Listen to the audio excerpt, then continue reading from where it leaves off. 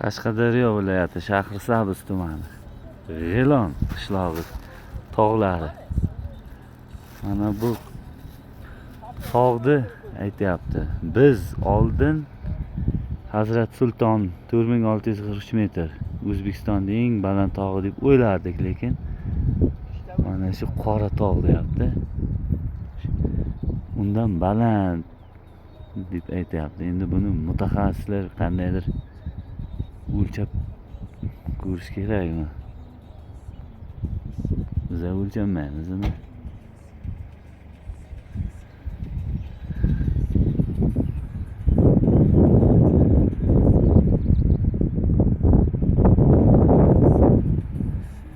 Kelib tomosha qilishni tavsiya qilamiz. Faqat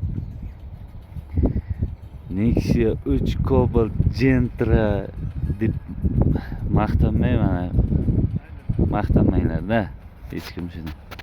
Mana bu Lada Neva deb maqtansalaring mayli. Shaqacha chiqib kelasiz, lekin bu tomoniga bu ham chiqolmaydi.